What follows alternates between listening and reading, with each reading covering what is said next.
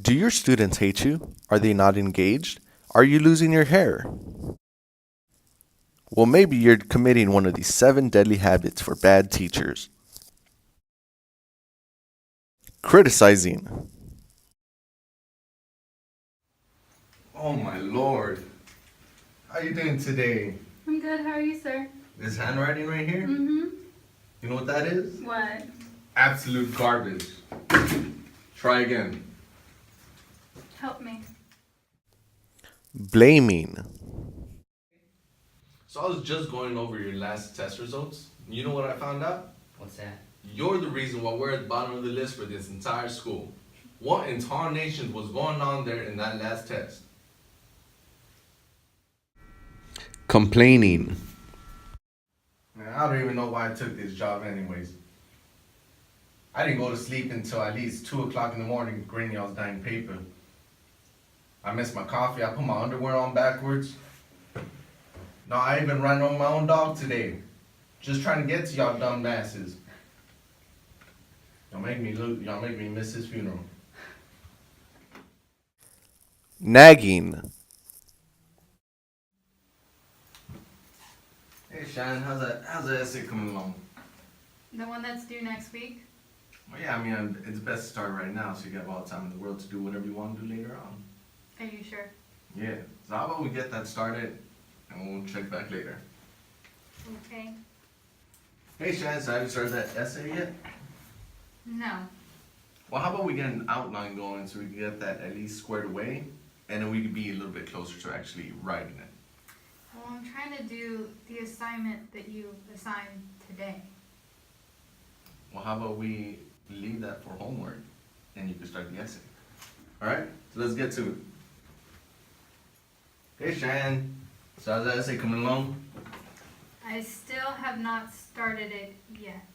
Well, I'm gonna need you to get started on that essay. So let's get that essay, that outline going, and then we could actually, you know what? Let me start that outline for I you. have like 4 more days. No you don't.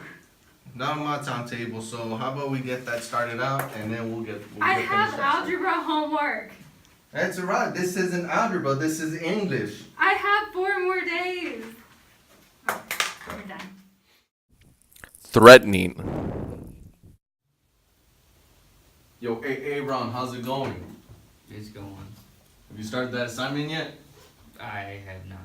And why haven't you? I don't want. You better get started on it. You do not want me coming back here and speaking to you about the assignment again. Alright. You will regret it. Punishing. Hey Cheyenne, I didn't see that essay on my desk yesterday. It was due yesterday. Where's it at? I'm still working on it. Dog. You are cruising for bruising. Rewarding students for controlling themselves. Hey Ron. What's up? So I noticed you didn't talk back at all. Just want to tell you, keep it good work. There's a little reward for you. Got it. Did you commit any of these? Are you a bad teacher? Well, do we have the solution for you? William Glasser's non-coercive discipline. His main idea was to improve student satisfaction by helping teachers change to lead by applying principles of choice theory for quality teaching while emphasizing quality in the curriculum. Who is William Glasser? Well, William Glasser was a man who was born in 1926 in Cleveland, Ohio. He was a psychiatrist and an educational consultant. He started studying chemical engineering before he switched to psychology and eventually psychiatry, where he noticed the 5 basic needs of students. Survival, where students needed to feel safe in the classroom. Belonging, where they needed to be involved and have the attention they deserved. Power, where they felt valued and respected. Fun, where they were engaged and interested. Freedom, which is students having choices in what's going on in the class. If these needs weren't met, students would make bad choices. What did William Glasser contribute to education and discipline? Glasser's contribution to discipline was to insist that students are in control of their behavior and that no unseen factors are forcing them to do this or that, and that they are actually choosing to behave as they do. Teachers have the power and obligation to help students make better behavioral choices. Misbehavior equals bad choices. Good behavior, good choices. What is his central focus? Okay, now that we talked about the main ideas, we're going to talk about the central focus. So the central focus for this particular discipline is going to emphasize on changing classroom functions, which is going to equal improvement. So this discipline can only be accomplished by changing the way the classroom functions, which means you are not going to be forcing students to do things based on learned behavior. It's not going to equal success at all. It's going to be work focuses on providing a curriculum that is naturally attractive to students and on working with students in a way that encourages them to making responsible choices. This will lead to personal success.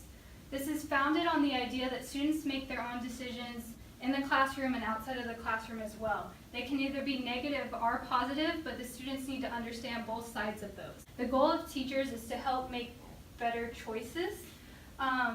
Classrooms are successful when there is a bunch of trust and respect with students and teachers.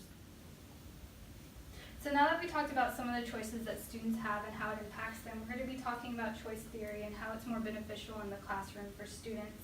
So choice theory focuses on how we can only control our own behavior. So we cannot make people do something that they don't want to do. This is done by possibilities and offering information to people that will let them make choices of their own.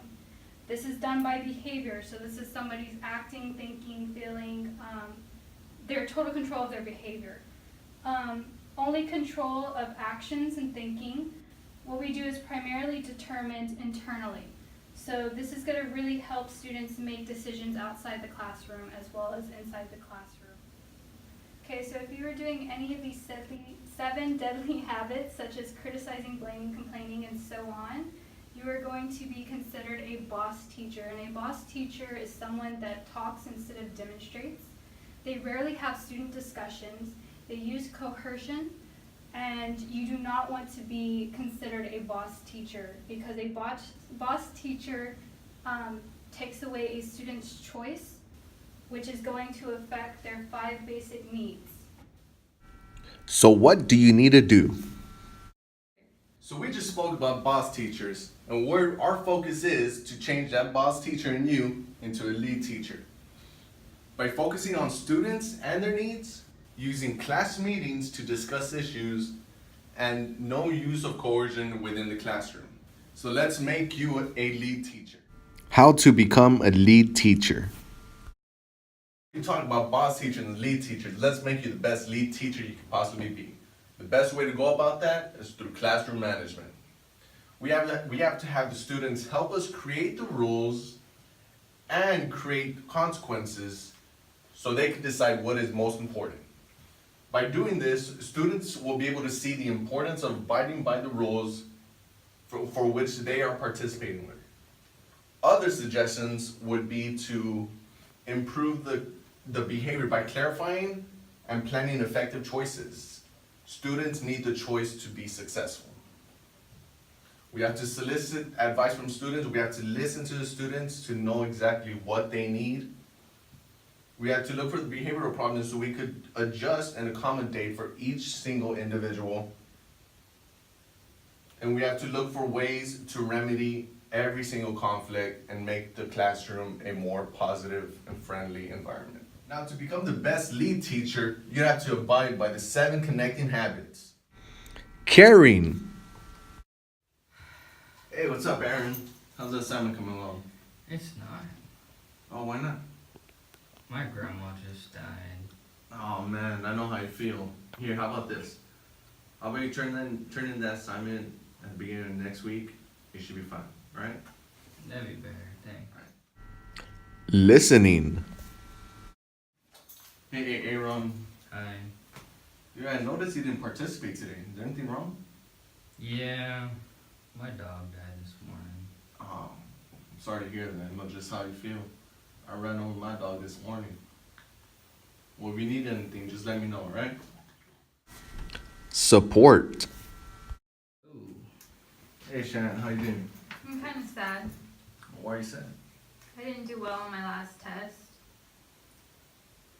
Well, what don't you understand about it? Maybe we can go over and maybe we can actually get your grade up. Are you sure? Because I think I'm just going to drop out. No, I'm sure with a bit of hard work we can get anything done. Thanks. Alright. Contributing. Hey, Ron. How's it going? So what do you think of the procedures we went over today in class? So, for the most part, I liked them, but I think you should get rid of the third one and you should switch the second one with the seventh one. Alright, cool. Well, I'd like to thank you for your contribution to our classroom procedure. I'd like to hear more from you later on. Okay. Encouraging. Hey, how's it going? It's not going. Why is it not going? I keep trying to draw a taco, but it ends up looking like a potato. I do that sometimes, but you know what? Your potato looks a lot better than your taco. Yeah, thank you. You're welcome. Trusting. Action. Hey, how are you doing? Not very good.